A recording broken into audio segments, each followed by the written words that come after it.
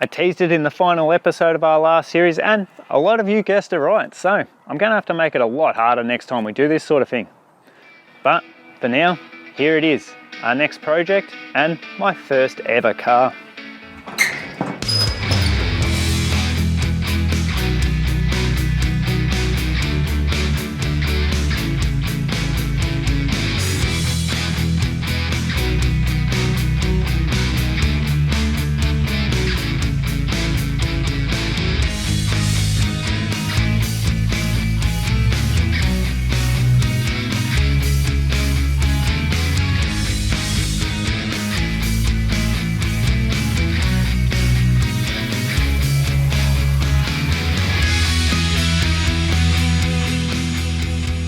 But there's a twist, because nothing is ever that simple around here.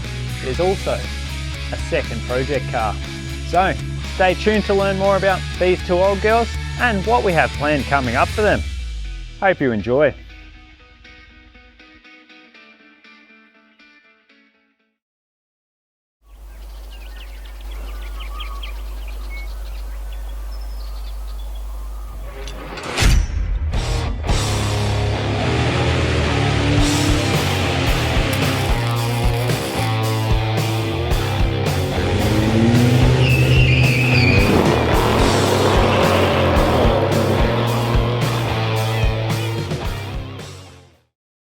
Before we start, if you're new here then, welcome into Browney's garage. And if you're not new here, welcome back. You're a glutton for punishment, aren't you? If you enjoy seeing an average backyard hack working on his cars, giving you some tips on what to do or more often what not to do, then you're in the right place. For those of you watching for more on the little Barra in our EBII Falcon that we've been working on, there's plenty more coming on that shortly. This new project will be popping in here and there with those videos, and I just needed to introduce it so that I could do some work in the background on that, and so that when I wanted to mix it up, when I wanted a break from the BA, I can do a bit of work on this one. It will all make a little more sense as we go, but I hope you enjoy a bit of a change with this one. I know I personally can't wait to get stuck into it. Welcome to the start of this series. You join me in a seat that, like your favourite spot on an old couch, has my well-worn butt groove in it. And it probably has more than its fair share of pants ghosts in it as well, just like your old couch. But fortunately at this stage, they're mostly mine. See, this was my very first ever car, and for a long time was my only car. It's probably aged a little better than I have at this stage, but it has seen better days and it's pretty rough around the edges. Let's take a look around it anyway and have a chat about the history me and this car have together.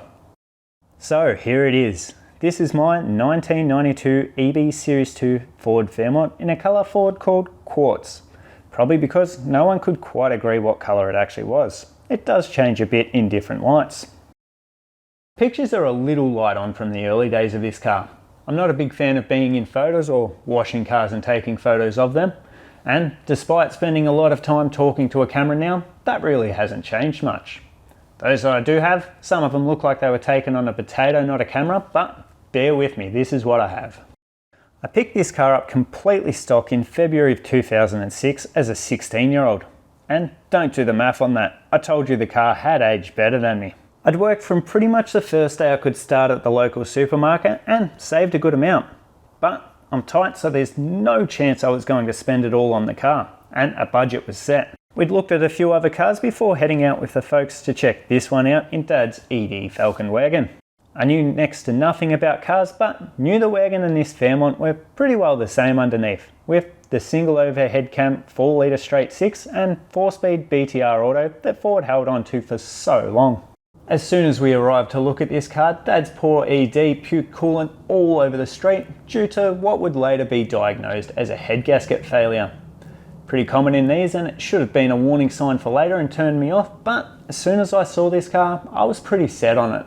Being a Fairmont, it had some nice extras like cruise control, climate control and power windows all round, most of which I don't think I'd ever even seen before in a car, let alone used. It also had the factory suede seats, which are pretty comfortable, and had the Alpine Premium audio pack, which included a factory amp and 8-inch sub in the parcel shelf.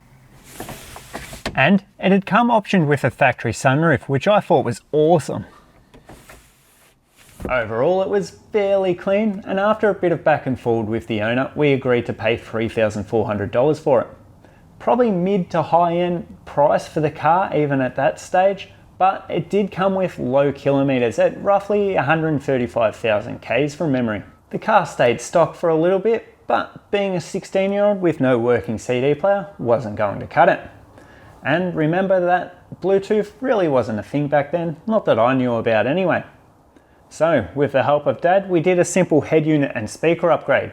Something that I really wish was still a common thing in newer cars, because I honestly believe that's where a lot of us started working on cars back then.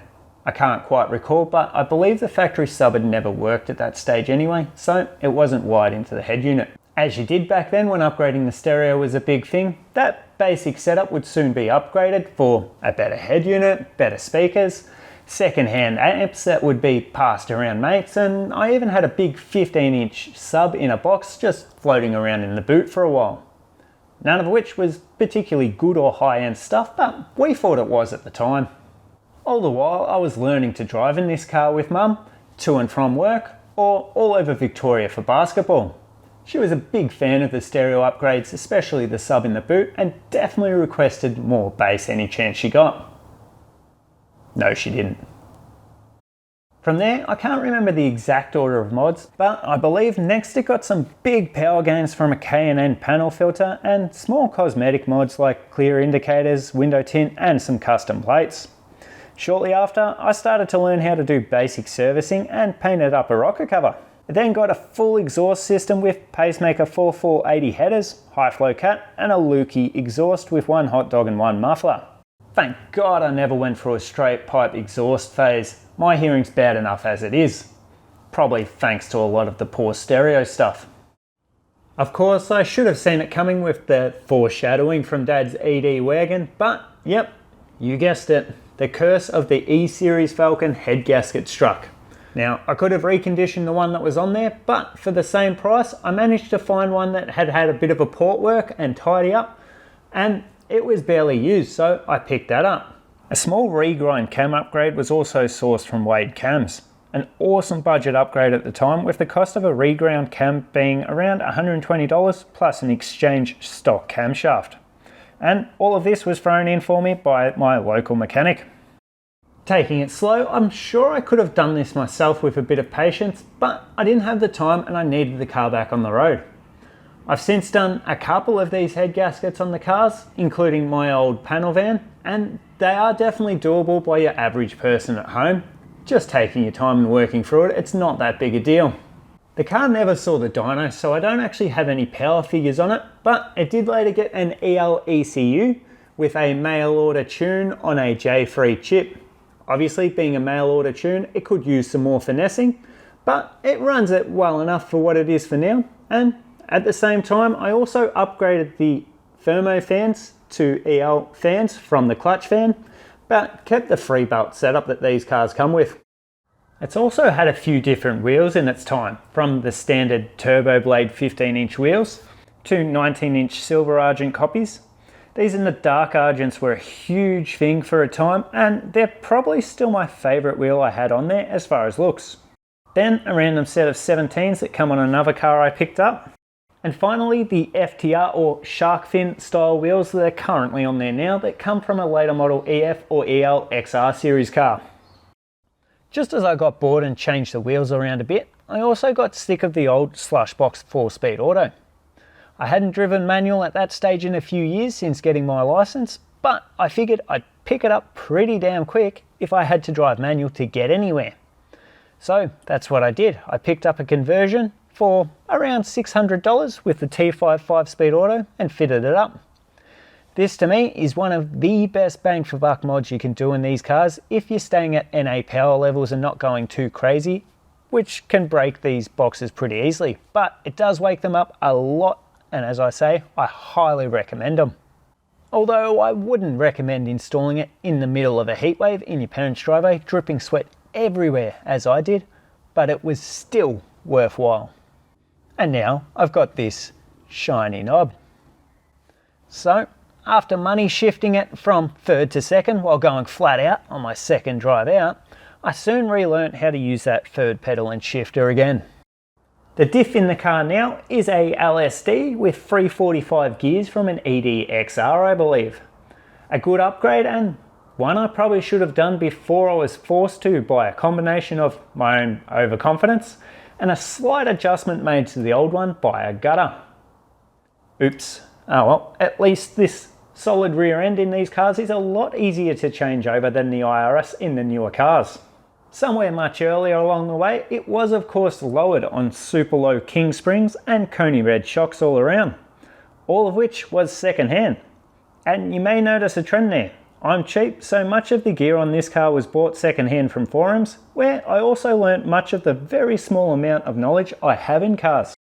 That's also where I got the idea from to change the door trims to the later EB Fairmont Ghia trims and chrome door handles that are still on there. Not for everyone, but I like it, and the handles on the earlier cars can age and degrade really badly, as they had on this car. The rear end height on this car has changed a lot of times between low and super low springs, and it currently sits on low springs as it is now. As I said earlier, this car for a long time was my only car, and so it towed trailers or was loaded full of camping gear more than a few times, heading all over Victoria and some of New South Wales, and went to quite a few places a lowered car had no business being. It also did a heap of road trips, including to Summernats and back a few times, to Bathurst, and as far north as Hervey Bay, roughly 2,000 kilometres from home at the time. Every time it got me home safely, even despite my poor skills in servicing. It only ever left me stranded once, which was of course in the middle of a really busy road. But we all need at least one of those stories, right? So, now that we have all the warm fuzzies and good points out of the way, there has to be some downsides, right? Of course there is. This car was bought by a 16-year-old me after all. The sunroof has pretty much always leaked water around the seals, even though the first time we went to view the car, it belted down rain shortly after we got there, and it didn't leak at all. The motor's pretty well shot for it, so I'm not even going to try opening it because I may never get it shut again. But there is one other big factor I overlooked relating to the sunroof. I'm a pretty tall guy at 6'6". If you're anywhere around the 6 foot mark, then I'm sure you've heard plenty of times people joke about sunroof cars and how you can just open that and stick your head through, you'll have a bit more headroom. Well, not only is that not funny after the 90th thousand time hearing it, it's also a little bit like rubbing salt in the wound. You see, having a sunroof, you need to have the sliding door for it, and the tracks for the glass to run along, the motor, all that comes with having a sunroof. That all adds depth and therefore lowers the headlining, leaving us long boys less headroom. I do fit, especially say I was a teen still with a nice lean on the seat, but it's less than ideal. And all of the rust that's probably up there from the water that's leaked around those seals over the years, again, it's not ideal. The body and paint are of course all really starting to show their age and have a heap of small dents and whatnot. Some small spots of rust starting, as well as things like this bashed in sill when I reversed over a big rock. But that's not even close to the worst of it. Here's the worst of the damage. This disaster looks like some sort of Terminator Transformer cat hybrid has scratched and chewed it out and made a real mess of it. To be honest, I never even suspected there was damage in this rear quarter until we started seeing some rust stains start coming through much later in the car's life. Being fairly young and still having hope and trust in the human race in general, I figured, okay, all good, a bit of rust isn't a big deal. I'll get some gear together and some colour matched paint and fix it in a day or so. In hindsight, if I had checked over it with a magnet or knocked on it or done any of these sort of things, then I may have realised that it is full of bog in this back corner. Up to 15mm it looks like in spots, or perhaps even more. No, unfortunately I didn't know that until I was in a cloud of bog dust from the Y wheel, trying to strip it back to what I thought was going to be bare metal, strip off the surface rust. And I needed the car. I needed it for work. I needed it to get to uni. So I did what I could with some rust converter. I didn't want to keep digging into the bog because I didn't know how much worse it would get. So rust converter, a bit of paint over the top, and that's how it sat. I'm not proud of it, and I'd always had intentions to revisit it, but the car come off the road shortly after. Now, this is repairable by your backyard hack. I'm clearly no expert, but people replace rear quarters, you drill out the spot welds, cut small sections if you need to, that sort of thing. Do the same on a good donor car with a good rear quarter panel and weld it in. It's all doable. It's not rocket surgery. It can be done, but it would really stretch my knowledge and skills. And I do have the tools for it now, but I certainly didn't back then. In saying that, the points are really starting to stack up against this car. And as much as I hate to say it, maybe we're better off looking at a cleaner shell. Just so happens that I have a cleaner shell, which is where this next car comes in. This is a 94 Ford ED Fairmont Ghia, what's left of one anyway. It was a good mate's car for many years, doing all his daily duties, and was once very well cared for despite first arriving on big chromies. No pics of that at this stage, he must have buried them. Again, it got many of the usual mods and presented really well for what it was, and we were lucky enough to get to cruise the two of them together for a bit. When the old engine got a little tired, it was replaced with something a little newer, and I'm sure countless hours were spent polishing covers and the newer style BBM intake. But with some small niggling issues always being there, the need for something newer and more suited to the driving he was doing took over and it was parked up. Big dreams were had with the car while it sat for some time, and three of us mates had the idea to turn it into a track car that we would share. Great idea, and we made a solid start by doing jobs such as yanking the engine and trans out, removing the interior which had gone mouldy due to moisture getting in. Shame, because these cars have awesome factory seats which are getting really hard to come by now. All the sound bending was removed and the race seat mocked up, and various other bits of hackery, including removing some brackets, putting hood pins in the boot and bonnet, and that custom one-off vented bonnet that was carefully modified using a grinder. But we lost direction and motivation, potentially due to not having one final voice making calls and trying to meet what three people wanted to do. And having a limited budget definitely didn't help there either. So it was left to sit again in its stripped out shame in his garage before we came to an agreement years ago that I would pick it up and leave it to sit even longer under my carport. Nothing's changed since then except for a quick clean, and it's clearly not perfect. But fortunately it shouldn't need major bodywork like the EB, with the bonnet and boot needing replacing, but it's a lot easier doing hang panels than a whole rear quarter. Overall, the paint's in much better condition than the EB as well, and it should make for a good base. So that's the idea. We're going to take most of the old gear from my old EB, move it into the cleaner ED shell, and give stuff a tidy up and freshen up along the way. Hopefully, I don't regret ditching this shell. I do love this car, but we're taking pretty much everything that makes this car what it is and moving it over here. So from the driver's seat, it'll be much the same, except the bonnet will be a different color. It should be pretty well as I remember it. Only hopefully we'll fix stuff along the way so it'll work and not just leak everywhere as this is at the moment now. EBs and EDs are largely pretty similar for the most part anyway, but I do hear some people say they love the Ds, so I'm excited to have my own. It'll of course be modified, and we'll discuss that a little bit more down the track, but I want to keep it to something that I looked up to in these cars when I was growing up, and something pretty true to the era. So of course it'll have to have a big stereo system, and not too over the top, but something nice. We'll keep it nice and low. Tidy up the interior, it needs a bit of work in there, so we'll just have that nice. And of course we'll bump the power up a bit, maybe even at some point throw in a little turbo or supercharger, or maybe we'll go crazy NA setup. Let us know what you want to see on that. It still needs to be something I enjoy driving and cruising on the street, but I'd love to be able to get it out to some track days and have a laugh with that. Drags of course, and be able to have something that I can use for whatever takes my eye. It won't be the best at any of that, but hopefully it'll be pretty versatile. In saying that, I'm not going to go crazy on this. I want it to be nice and clean, but I don't want to go too over the top. I've had fairly clean cars in the past, and I just know from personal experience that if I go too over the top on this, it'll never get done, one, but two, I'll never want to drive it. I'll baby it too much, and I want this thing to be driven.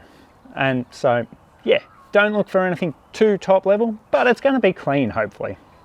And of course, it will all be done backyard hack style right here, similar to what a lot of you guys will have set up at home. We're nothing special, and that's what we'll be doing here. I'm even hoping to dabble in a little bit of the paintwork stuff myself and a bit of tuning. I really want to try and learn some of that myself and have a little bit of the ability to do it from home. Really, I'm just excited to be around these cars again. I love these old box cars. Now, they're not the quickest thing out there, but they are lighter than the newer Falcons, and you can still have a ton of fun in them. And in saying that, we will be doing this in and around the other series that I'm doing, and we'll be picking up again shortly, which is turboing my BA Falcon. So next up, before we get too stuck into anything, we're going to go back in time a little bit to when these two had been sitting in my carport completely untouched for years. We're going to drag out my first car, the old EB. We'll drag it out, see if we can get it running again, and maybe go for one last drive before we start tearing it apart. And as I said, some of this is in the past, so I'll give you a hint. Her first startup, she was a little grumpy to be woken up after sitting there peacefully for so long.